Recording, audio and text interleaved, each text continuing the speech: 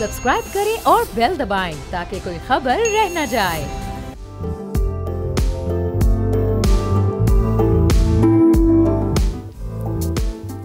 अस्सलाम वालेकुम, मैं हूं जहांगीर। आप देख रहे हैं प्रोग्राम व्यापार। पाकिस्तान तेजी के साथ माशी मैदान में कामयाबियां समेट रहा है। ना सिर्फ माशी मैदान में बल्कि जंगी मैदान में भी पाकिस्तान को भरपूर कामयाबी मिली है। लेकिन उसके बाद IMF से कर्ज की किस्त मिलने की मंजूरी ने अब पाकिस्तान की इकनॉमिक सिचुएशन को मजीद मजबूत किया है। लेकिन साथ ही साथ आलमी इदारे ने एक बार फिर डू मोर का मुतालबा किया है और कुछ नई शराइत हुकूमत के सामने भी रख दी हैं, जिन्हें अब मानने पर हुकूमती हलकों का इस वक्त गौर जारी है।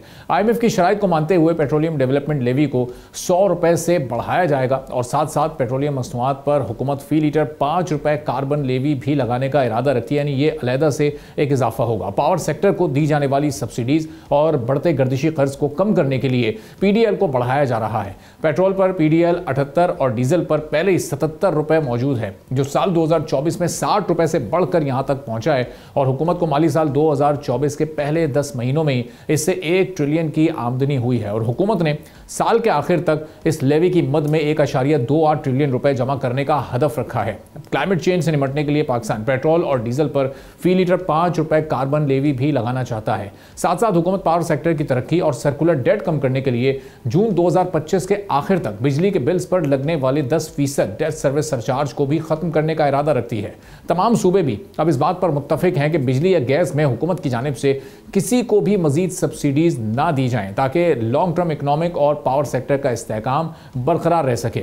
IMF के मुताबिक बिजली के बिल्स में एडजस्टमेंट से सर्कुलर डेट कम करने में आसानी हुई है और साथ ही साथ बिजली की कॉस्ट रिफॉर्म्स पर भी पेशरफ्त हुई है। अब ये तमाम मामला कितने चैलेंजिंग हैं और अगर ये ज़्यादा डेवलपमेंट लेवी की सूरत में आयद कर दिए जाते हैं पेट्रोल पर तो एक आम आदमी पर कितना बोझ पड़ेगा। ये जो महंगाई इस वक्त अंडर कंट्रोल दिखाई दे रही है, गो के बेस प्राइस बहुत ज़्यादा बढ़ चुकी है, जो मैक्रो इंडिकेटर्स इस वक्त अंडर कंट्रोल हैं, क्या वो एक बार फिर से आउट ऑफ कंट्रोल हो सकते हैं? इस पर हम गुफ्तगू करेंगे। शुजात फारूक साहब हेड ऑफ रिसर्च हैं पाइड के, हमारे साथ मौजूद हैं। शुजात साहब बहुत शुक्रिया प्रोग्राम के लिए, आपने वक्त निकाला। अब IMF का वक्त इस वक्त भी फाइनेंस मिनिस्ट्री में मौजूद है, वहाँ बड़ी अहम मीटिंग्स चल रही हैं, बजट की तैयारी हो रही है। लेकिन ये 100 रुपये से ज़ायद अगर पेट्रोलियम लेवी 1 लीटर पेट्रोल पर लगा दी जाती है तो इससे महंगाई पर कितना फ़र्क पड़ेगा? एक आम आदमी को जो इस वक्त ड्यू रिलीफ मिलना चाहिए आलमी मार्केट में ऑयल प्राइसेस के डाउन होने का, वो तो नहीं मिल पा रहा है। जी बहुत शुक्रिया जी।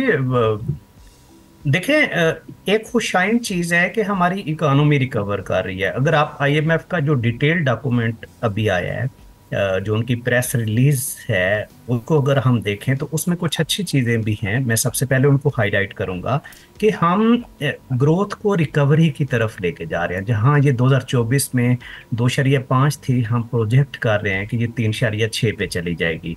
तो देखें, हमें ग्रोथ चाहिए, हमने जॉब क्रिएशन करनी है, हमने एक्सपोर्ट करनी है। प्राइसेस भी जो प्रोजेक्शन है उसमें को बहुत हाई नहीं है। IMF सीख कर रहा है कि हमारी अगले साल जो इन्फ्लेशन है वो 7 से 8% होगी और अगर हम सिंगल डिजिट में इन्फ्लेशन को रखेंगे तो ये एक हमारे लिए खुशाइन चीज़ है। देखें, पिछले 2-3 साल में जो आपने अभी बताया है कि अगर हमारी पेट्रोल की प्राइसेस बढ़ी हैं या गैस की प्राइसेस बढ़ी हैं या हमने लेवी टैक्सेस लगाए हैं, तो उससे एक अच्छी चीज़ तो ये हुई है कि हमारी जो रेवेन्यूज़ है वो बहुत बड़े हैं। एक अच्छी पिक्चर भी है और एक बुरी पिक्चर भी है। अच्छी पिक्चर ये है कि हमारे जो टैक्स रेवेन्यूज़ हैं वो तकरीबन इस साल तकरीबन 26% बढ़ेंगे। बहुत बड़ी जंप है, शायद हमने पिछले 15-20 साल में भी ये नहीं लिया। और नॉन टैक्स रेवेन्यूज़ जिसमें हमारे लेवी टैक्सेस वगैरह हैं वो भी तकरीबन कुछ 73-74% बढ़े हैं। लेकिन बैड पिक्चर ये है कि इतने हैवी टैक्सेस से फिर ग्रोथ कंप्रोमाइज़ होगी, क्योंकि आपका जो बिजनेस कम्युनिटी है, हमेशा जब आपने उनको रिलैक्सेशन देनी है तो आपको टैक्सेस को कम करना है। तो मुझे देखें, अगर कोई 10-15 रुपए तक पेट्रोल की प्राइसेस बढ़ती हैं तो उसका इन्फ्लेशन पे को बहुत बड़ा इम्पैक्ट नहीं आएगा। और उसकी एक वजह मैं आपको ये भी बताऊंगा कि लोगों की परचेजिंग पावर जब हुई है तो लोग शायद पहले भी कम खर्च कर रहे हैं, अब भी कम खर्च करें। हाँ, जो हमें करना चाहिए वो हमें ये करना चाहिए कि अब हमें कुछ ऐसे हार्ड मेजर्स लें जो स्ट्रक्चरल मेजर्स हों। जिस तरह आप देखें, आपको ये नज़र आएगा कि हमारे जो रेवेन्यूज़ हैं वो तो बहुत बड़े हैं पिछले 3 साल में, लेकिन गवर्नमेंट के एक्सपेंडिचर कंट्रोल नहीं हुए। तो जो एक बड़ी चीज़ है कि हमारे पास फेडरल लेवल पे, प्रोविंशियल लेवल पे बहुत बड़ा गवर्नमेंट का साइज है। पेंशन को देखें इस तरफ हमें शायद फोकस करने की जरूरत है कि जहाँ पे हम एक्सपेंडिचर्स को कम करें, मिनिस्ट्रीज को शायद कम करें, एम्प्लॉयमेंट को कम करें, पेंशन्स को देखें, रिविजिट करें। जो हमारे पास स्टेट ओन इंटरप्राइजेज है, अगर आप उनके लॉसेस देखें, शायद एक एक इंटरप्राइज के जो लॉस है वो बड़े बिलियंस में हैं। आप स्पेशली आप वापडा को देख लें।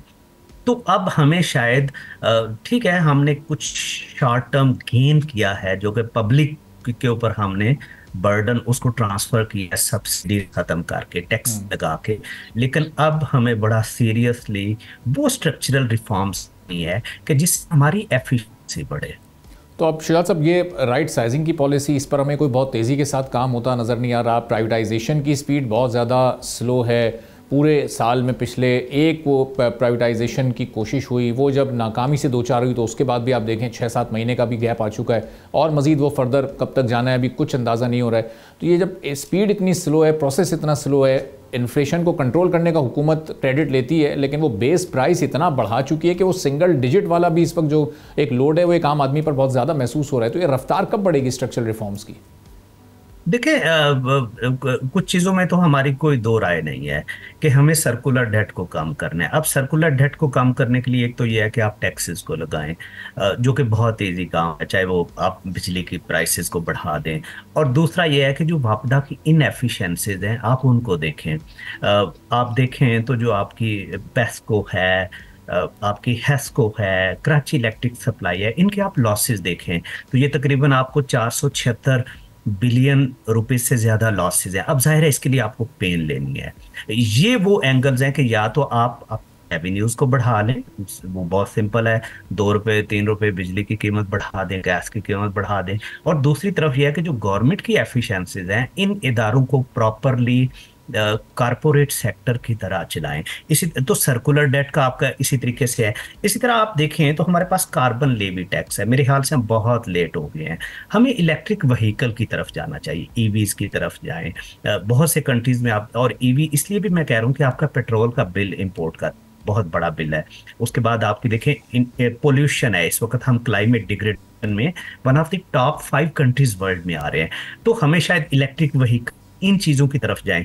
एग्रीकल्चर टैक्स तो मेरे ख्याल से बहुत पहले हमें इसकी तरफ जाना चाहिए था। अच्छी चीज़ है कि प्रोविंसेस ने लेजिस्लेशन की है, क्योंकि आप देखें एग्रीकल्चर 20-22% जीडीपी में कंट्रीब्यूट कर रहा है, लेकिन टैक्स में उसका शेयर 1% भी नहीं है। होलसेल रिटेल एक बहुत बड़ा एरिया है। देखें ये बड़े बड़े मगरमच्छ बैठे हुए हैं जो ताजर कम्युनिटी है।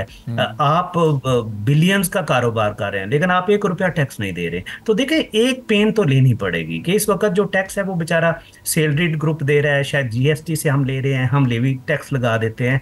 ये अगर हम फर्ज करें होलसेल रिटेल है, एग्रीकल्चर है, सर्टन इनएफिशिएंसीज है, जिस तरह आपने भी हाईलाइट किया, स्टेट ओन एंटरप्राइजेज है, ये 2-4 एरियाज को फोकस करें तो ये वो स्ट्रक्चरल रिफॉर्म्स हैं कि जो डेफिनेटली आपकी ग्रोथ को भी ट्रिगर करेंगे और थोड़े रिसोर्सेज के साथ आप एक अच्छी हैंडसम ग्रोथ ले लेंगे। तो अब ये बताइएगा शुजा साहब, ये जो पेन आप लेने की बात कर रहे हैं, ये कितना लॉन्ग टर्म पेन होगा, कितने वक्त के लिए, और फिर ये इसका ज़्यादा बोझ किस पर होगा? ये पब्लिक पर ये पेन डाला जाएगा या फिर ये गवर्नमेंट को ये खुद अपने ओन पर लेकर चीज़ों को ठीक करना पड़ेगा? देखें जी, मैंने आपको पहले भी कहा है कि पब्लिक ने तो बहुत पेन लिया है। जिस तरह जो हमने पिछले 2 साल में इन्फ्लेशन ली है, उस इन्फ्लेशन ने हमारे मिडिल क्लास को, हमारी सेविंग को बहुत डिटेरिएट किया है। लोगों की परचेजिंग पावर बड़ी बुरी तरह डिस्टर्ब हुई है। अब सर्टन हमें वो ट्रांसफॉर्मेटिव मेजर्स लें कि जिससे ये पेन डिवाइड हो। फर्ज करें आपकी होलसेल रिटेल कम्युनिटी है, बड़ी आपकी एग्रीकल्चर इंटरप्राइजेज हैं, स्टेट ओन इंटरप्राइजेज की इनएफिशिएंसीज हैं, गवर्नमेंट साइड है, ये वो हमें स्ट्रक्चरल मेजर्स लेने चाहिए। देखिए हमारा एक बड़ा प्रॉब्लम है कि हम 24-25 दफ़ा आईएमएफ के पास गए हैं 77 ईयर्स में।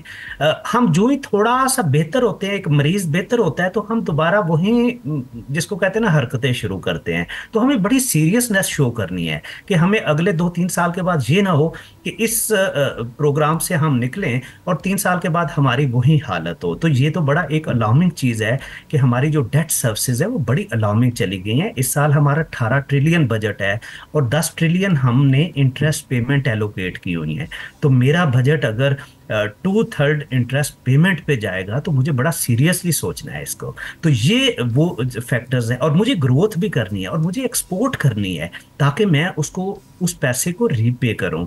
ये वो मेजर्स हैं जिस पे आप गवर्नमेंट को सीरियसली सोचना चाहिए। और गवर्नमेंट कुछ चीजें अच्छी आ भी रही हैं, जिस तरह आप देखिए उड़ान पाकिस्तान का डॉक्यूमेंट है, वो एक बड़ी सेक्टर आइडेंटिफिकेशन हुई है कि कौन से सेक्टर्स हैं कि जिसमें हम थोड़ा सा जोर लगाएं तो हम अपने एक्सपोर्ट को बढ़ा सकते हैं। तो हमने अपनी इकोनॉमी को $1 ट्रिलियन की तरफ लेके जाना है, या हमने इस वक्त जो 32-33 बिलियन पे हमारी एक्सपोर्ट स्टेगनेंट है, इसको हम कैसे 2030 में कुछ लेके चले जाएं 50-60 पे, और 2035 में 100 पे लेके जाएं। ये वो वार फुटिंग चीजें हैं कि जिसमें जो हमने जंगी महाज पे कामयाबी दिखाई है, शायद वहीं अब हमें सीरियसनेस दिखानी है। ठीक है, बहुत बहुत शुक्रिया शुजात फारूक साहब, हेड ऑफ राइट से हमारे साथ मौजूद थे। गुफ्तगू आपने सुनी। एक छोटा सा ब्रेक लेते हैं, ब्रेक के बाद वापस आएंगे। तो अब सैलरीड क्लास पर टैक्स में रिलीफ कुछ दिया जाएगा अगले बजट में, या फिर इस टैक्स को बढ़ाया जाएगा? एक ब्रेक के बाद इस पर डिटेल से बात करेंगे।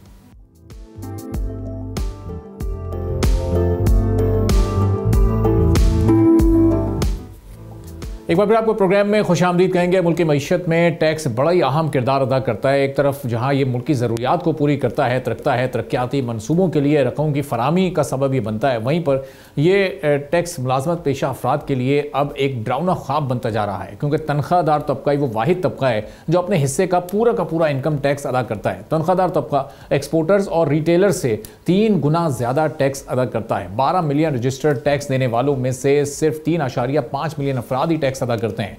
पाकिस्तान में तनख्वाहदार तबके से टैक्स वसूली 2019 में 76 अरब रुपए थी, जो सिर्फ 6 साल के मुख्तसर अरसे में बढ़कर 2025 में 570 अरब रुपए तक पहुंचने का इम्कान है। जहां माली साल के पहले 9 महीनों में सैलरीड क्लास से मजमूई टैक्स कलेक्शन का 10% वसूल कर लिया गया है, जो तकरीबन 391 अरब रुपए बनते हैं। लेकिन अब ऐसे इशारे मिल रहे हैं कि शायद आने वाले वफाकी बजट में तनख्वाहदार तबके को कुछ रिलीफ दिया जा सकता है। सैलरीड क्लास जो पहले ये तजवीज़ दे चुकी है कि तनख्वाहों पर इनकम टैक्स की हद को दुगना करके 6 लाख सालाना के बजाय 12 लाख सालाना कमाने वालों पर टैक्स लगाया जाए और कम तनख्वाह वालों पर बोझ को कम किया जाए। सैलरीड क्लास की जानिब से यह तजवीज़ भी दी गई है कि मुलाजमत पेशा अफराद के इनकम टैक्स को मजीद 10% कम किया जाए। टैक्स वसूली के इदारे यानी FBR से भी मुलाजमत पेशा अफराद इस वक्त खासे खौफजदा दिखाई देते हैं, चूँकि कभी अफसरान इख्तियारात का गलत इस्तेमाल करते हुए ज़रूरत से ज़्यादा नोटिस जारी कर देते हैं, और कभी कभी ये भी देखा जाता है कि अकाउंट्स को भी बिला जवाज़ फ्रीज कर दिया जाता है। अब ये तमाम मामला बेहतर सकते हैं, और आने वाले बजट से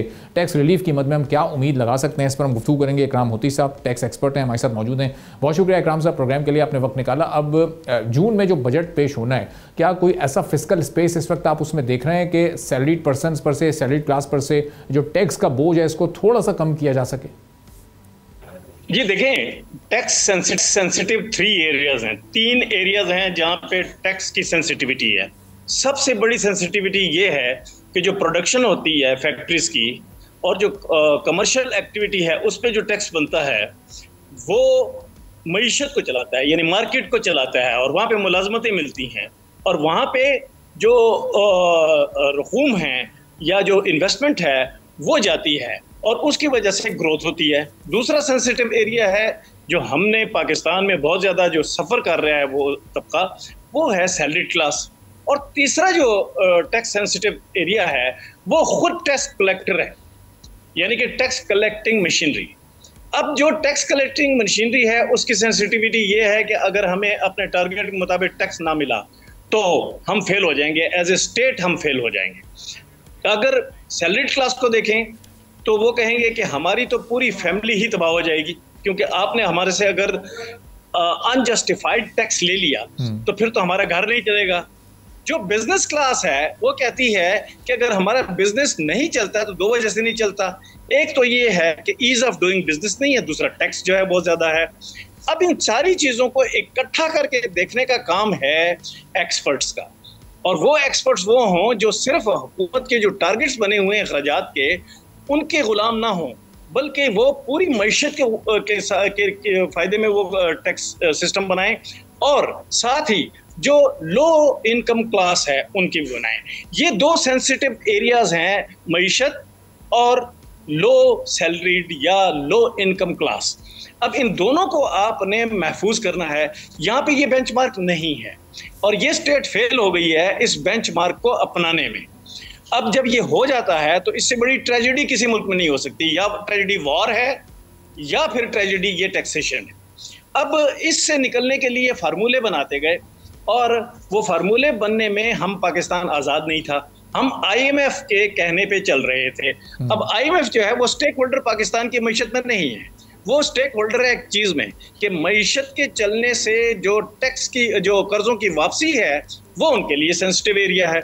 तो मिलजुल कर वो एक सिंगल पॉइंट पे नहीं आ रहे कि आपने अपने कर्जे जो हैं वो हमसे वापस लेने के लिए जो कैपेसिटी बिल्ड करनी है वो तो ठीक है, लेकिन उस कैपेसिटी को जो कि ग्रोथ के जरिए बढ़ती है कर्जे वापस करने की, आप उसको किल ना करें।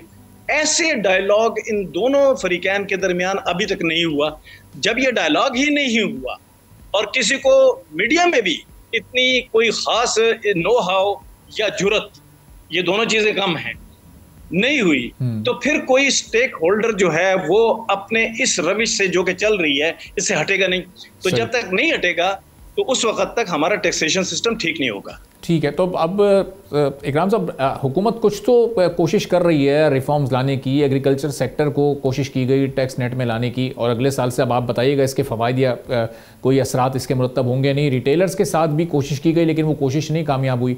अब ये 13,000 अरब के टारगेट को अगर 15,000 अरब प्लस पर ले जाते हैं अगले इस बजट में, तो ज़ाहिर है कोई रिलीफ शायद टैक्सेशन की मद में नहीं मिल सकेगा, और जो सैलरी क्लास जो ऑलरेडी पहले से इस बोझ तले दबे हुए हैं वो या तो मजीद इस बोझ तले दबेंगे या फिर बरकरार रखा जाएगा उन पर टैक्स के स्लैब्स और रेट को। जी, जब आप डॉक्टर के पास जाते हैं तो वो आपको कहता है कि फलां चीज मत खाओ और फलां चीज लाजिम खाओ और उसके साथ ये मेडिसिन लो। जो मईशत है और जो सरकारी अखराजात हैं उनके बारे में भी यही है कि फलां फलां अखराजात कम करो और फलां फलां जो आमदनी है वो बढ़ाओ। अब पाकिस्तान के पास एरिया कौन सा रह गया है कि जिसमें टैक्स इनकम जो है रियासत की बढ़े। अगर आप बायर्स की, कंज्यूमर की, इन्वेस्टर की कैपेसिटी नहीं बढ़ा सकते कि वो इनकम ज्यादा लें, और चोरी एक अलग बात है फिर उसमें कि आप चोरी ना कर सकें उसके लिए अलग से एक मैकेनिज्म हो, तो हमारे मैकेनिज्म तीनों खराब हैं। एक मैकेनिज्म ये है कि आप फेयर टैक्स लें, दूसरा मैकेनिज्म ये है कि आप ग्रोथ इकोनॉमी बनाएं, और तीसरा ये है कि आप चोरी को रोकें। अब इन तीनों में कोई कंबाइंड सिस्टम पाकिस्तान अभी तक पाकिस्तान में वजूद में नहीं आ सका, और साथ ही ये पैनिक में रहते हैं क्योंकि आईएमएफ हर दूसरे तीसरे हफ्ते कोई नई बात कर देता है कि ये डिमांड है हमारी, ये पूरी करो। अच्छा, फिर ये है कि आईएमएफ के पास भी इतना टाइम और इतनी स्किल नहीं होती कि वो किसी इकोनॉमी को रास्ते पे डाले। आईएमएफ के पास सिर्फ इतनी स्किल है कि हम कितने पैसे दें तो इनकी इमरजेंसी खत्म हो सकती है। तो ये जो सिलसिला है ये कभी रुक नहीं सकता कि टैक्स कमा रहा है, टैक्स की चोरी हो रही है, ग्रोथ नहीं हो रही, टैक्सेशन जो है उसका कल्चर नहीं पैदा हो रहा, तो ये सारा सिस्टम इकट्ठा ठीक करना पड़ेगा।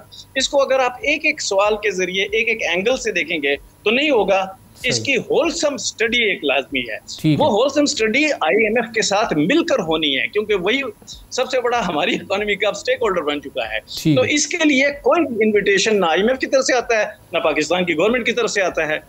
एक्सपर्टीज जो है वो सिर्फ एक काम कर सकती है, वो ये कर सकती है कि अगर आपने ये कहा है कि जो टैक्स पेइंग पर्सन है उसकी कैपेसिटी अगर पे किया है तो वो कितनी है, ये आप मालूम कर लें। दूसरा, अखराजात जो पाकिस्तान कर रहा है वो कितने कर रहा है, उसको इस हद तक करने चाहिए, इससे आगे नहीं बढ़ना चाहिए। यहाँ भी पाकिस्तान कमजोर है।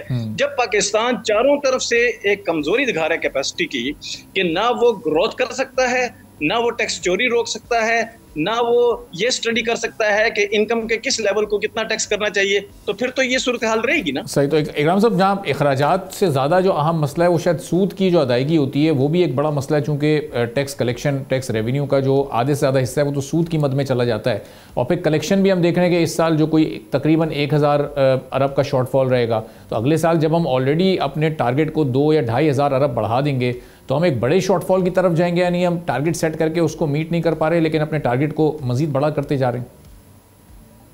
जी देखें, एक सेंसिबिलिटी होती है जो आप बारो करते हैं मनी की, उसके बारे में, वो ये सेंसिबिलिटी है कि आपने बारो किया है तो किस रेट पे किया है, कितना पैसा डॉलर में या रुपए में या किसी भी करेंसी में आपने कितना पैसे की कर्जा लिया है, उसकी जो वापसी की जो है डेट रिटर्न की जो तारीखें हैं उसके बारे में सेंसिटिविटी होनी चाहिए कि हम करेंगे।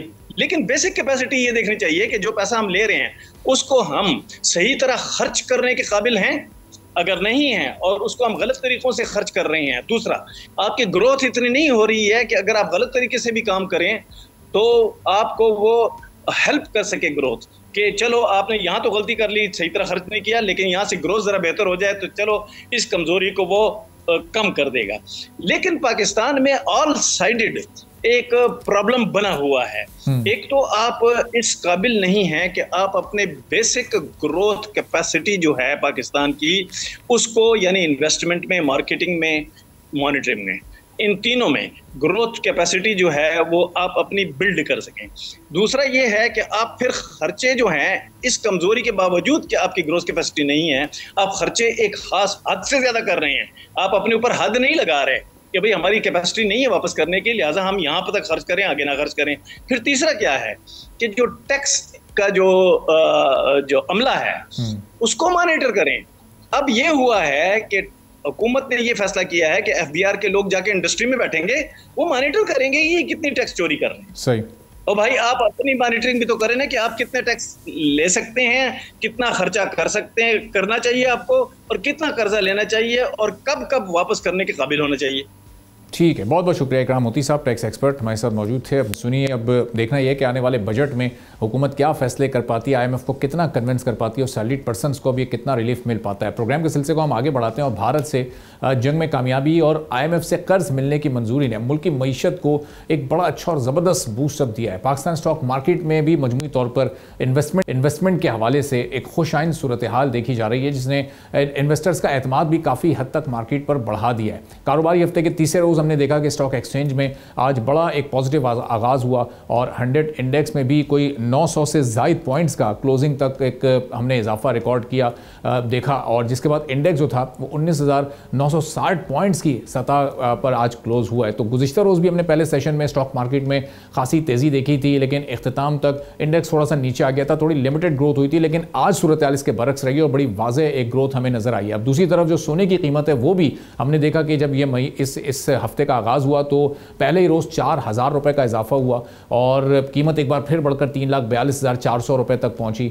और फिर हमने गुज़िश्ता रोज़ में भी इसमें एक इजाफा, छोटा सा लिमिटेड इजाफा था, लेकिन वो भी 400 रुपये का एक इजाफा हुआ, कीमत ऊपर ही गई, जिसने अब फी तोला सोने की कीमत को इस वक्त पाकिस्तान में 3,42,800 रुपये तक पहुँचा दिया है। तो अब इंटरनेशनल मार्केट में भी हमने देखा कि फ़ी ऑन सोने की कीमत में एक माइनर सा इजाफा हुआ है और अब ये $3,244 तक कीमत पहुँच चुकी है। अब ये कितना ऊपर जाएगी? सोने की कीमतों में इजाफा, आलमी मार्केट में सोने की बढ़ती हुई जो कीमतें हैं, रुपए की कदर में कमी और मकामी सतह पर जो एक डिमांड और सप्लाई का प्रोसेस होता है उसके फ़र्क के बाइस हो रहा है, या फिर कुछ और वजूहात हैं। अब मज़ीद ये कितनी ऊपर जा सकती है, ठहराव इसमें इस वक्त आ चुका है। चूँकि हमने एक देखा था डोनाल्ड ट्रंप ने जब टैरिफ आयद किया था उसके बाद एक बड़ा इसमें एक बूस्ट आया था, फिर हमने देखा जब पाकिस्तान इंडिया कशीदगी हुई तो उससे भी इसकी कीमतों में एक फ़र्क पड़ा था, लेकिन अब ये दोनों मामला ही ऑलमोस्ट अपने एंड पर आ चुके हैं। तो अब ये कीमत कहाँ जाकर रुकेगी, इस पर हम गुफ्तगू करेंगे। इमरान खान टिसोरी साहब, चेयरमैन है Pakistan James jewellers traders and exporter association के, हमारे साथ मौजूद हैं। इमरान साहब, बहुत शुक्रिया प्रोग्राम के लिए, आपने वक्त निकाला। अब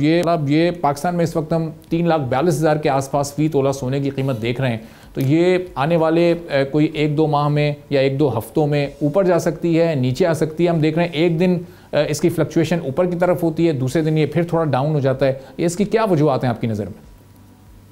जी देखिए, लास्ट टाइम जब हम इसी प्रोग्राम में बात कर रहे थे उस वक्त चाइना और अमेरिका की टैरिफ वॉर जो है बड़ी एक्सट्रीम पे चल रही थी और हम यही चीज डिस्कशन कर रहे थे कि ये गोल्ड की प्राइसेस कहाँ जाके ठहरेंगी। पर अब जबकि चाइना और अमेरिका के बीच कुछ सेटलमेंट हो गए हैं तो आपने उसका इफेक्ट देखा कि प्राइस पे किस तरीके से गोल्ड की प्राइसेस जो 4 लाख रुपए पर तोला पहुंच गई थी, जो कि अब जो है 4,40,000 4,42,000 के करीब जो है मार्केट आ गई है। तो ये अनस्टेबिलिटी की वजह है। दूसरा आप ये देखें कि जिन लोगों ने स्टॉक से पैसा निकाल के गोल्ड के अंदर इन्वेस्ट किया था, जो पिछले दिनों इंटरनेशनली जो हालात रहे दुनिया के, वो अब जब मार्केट और टैरिफ वॉर उनको दिख रही है कि इस तरह की अब ये प्राइसेस उस तरीके से नहीं बढ़ रही, जिस तरीके से पहले बढ़ रही थी, तो काफी पैसा निकल के अब स्टॉक मार्केट की तरफ जो है वो चला गया है, जिसकी वजह से अभी मैं जो देख रहा हूँ फ्यूचर के अंदर, अभी गोल्ड के अंदर इतनी ज्यादा मूवमेंट नजर नहीं आ रही। इस वक्त जो है स्टेबिलिटी की मुझे ज्यादा दिख रही है। आज जैसे ओपन मार्केट में पाकिस्तान में 3,53,000 रुपए तोला जो है वो गोल्ड चल रहा है। थोड़ी मार्केट जो है 2-3-4 हजार रुपए जो है वो मार्केट ने जो है ऊपर आई है। तो इसका देखिए अभी ये सिर्फ टैरिफ वॉर की वजह नहीं है। मैंने पहले भी आपसे कहा था कि इस रीजन में अभी अमेरिका और ईरान और ये रशिया और जो यूक्रेन की वॉर चल रही है, अगर इसमें कोई चीज मजीद खराबी की तरफ जाती है तो इसका इफेक्ट भी जो है वो गोल्ड की मार्केट पे पड़ेगा और गोल्ड जो है वापस एक जंप ले सकता है। बट फिलहाल एट द मोमेंट जो है जो मुझे दिख रहा है वो गोल्ड जो है वो इतना ज्यादा जंप नहीं आएगी, मार्केट में स्टेबिलिटी रहेगी। और जितने भी इस वक्त सेंट्रल बैंक्स हैं, पिछले जैसे 2-3 महीनों में उन्होंने बड़ी हैवी परचेजिंग की है, वो भी इस वक्त जो है वो मार्केट में माल जो है वो सेल कर रहे हैं, जिसकी वजह से जो है खासतौर पे चाइना हो गया जिसकी सेंट्रल बैंक ने काफी हैवी परचेजिंग की है, फिर आपके यूके हो गया, इंडिया हो गया, उनमें उन्होंने भी जो है मार्केट में माल जो है काफी बड़ी तादाद में सेल किया है, जिसकी वजह से मार्केट में जो है ये शॉर्टफॉल आया हुआ है। तो इमरान साहब, ये जो इस वक्त रीसेंट प्राइसेस हैं ये बरकरार रहती हैं, तो हम इसी को स्टेबिलिटी तस्वुर करें, या जहां से इसने ऊपर की तरफ मूव करना शुरू किया था और उस वक्त की कीमत 3 लाख रुपए पर तोला भी नहीं थी, थोड़ा सा इसमें डाउनफॉल या डिप आ सकता है, तो वो फिर स्टेबिलिटी कहलाएगी? देखिए मैंने फिर वही आपसे कहा कि इस वक्त इंटरनेशनली मार्केट पाकिस्तान का कोई इतना बड़ा स्टेक नहीं है रेट से कंसर्न अगर आप लेते हैं, बट हमें जो भी दुनिया के अंदर मामलात होते हैं उसका इफेक्ट जरूर मार्केट पे पड़ता है। अभी जैसे मैंने आपको बताया अमेरिका और ईरान का जो मामलात चल रहे हैं और अभी टर्की और ये सारे लोग जो इसके अंदर पार्ट प्ले कर रहे हैं कि ये चीज़ सेटल्ड हो जाए। अगर मार्केट ये चीज़ें सेटल्ड हो जाती हैं तो मुझे लगता है कि गोल्ड के रेट मजीद कम हो सकते हैं। ये मार्केट जो है 3 लाख रुपए के अंदर भी आ सकती है, मेरा अपना पर्सनल ओपिनियन।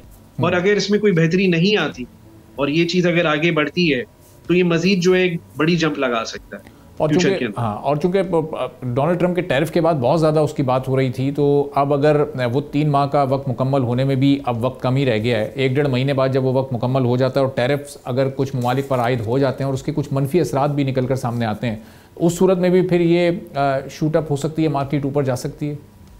मुझे लगता है कि अब लोग समझ चुके हैं इंटरनेशनली जो वो एक हवा चली थी जिसकी वजह से लोगों ने काफ़ी मार्केट में अप एंड डाउन्स आया, और आपने देखा जिस तरीके से यूएसए की मार्केट जो है स्टॉक एक्सचेंज की क्रैश हुई थी इन्हीं डिसीजन की वजह से, तो लोगों को अब इस चीज़ के बारे में इल्म हो चुका है। तो मुझे नहीं लगता कि अब ये कोई टैरिफ वॉर से रिलेटेड 3 महीने के बाद कोई ऐसे डाइवर्स जो है डिसीजंस लिए जाएंगे, और वो कंट्री टू कंट्री मैं समझता हूँ मुनासिब तरीके से चीज़ों को रिजॉल्व किया जाएगा, और मुझे इसमें बेहतरी नजर आती है। यानी सेविंग या इन्वेस्टमेंट पॉइंट ऑफ व्यू से जो लोग अगर इस वक्त गोल्ड में इन्वेस्ट करना चाहते थे, तो ये अब उनके लिए कोई प्रॉफिटेबल टाइम शायद आने वाले 2-4-5 महीने या 1 साल ऐसा महसूस नहीं हो रहा है बजाय तो जो हालात हैं? मुझे लगता है कि मार्केट मुझे डाउनवर्ड्स दिखती है। जैसे मैंने कहा कि अगर ये चीजें आगे सेटलमेंट की तरफ जा रही हैं तो मुझे ऐसा लगता है कि मार्केट 3 लाख के अंदर भी आ सकती है। ठीक है, बहुत बहुत शुक्रिया। जी कंप्लीट कर लीजिएगा साहब।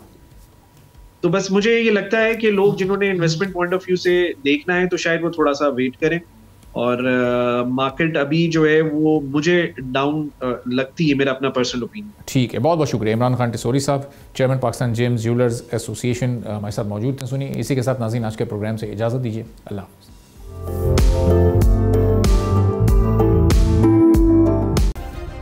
सब्सक्राइब करें और बेल दबाएं ताकि कोई खबर रह न जाए।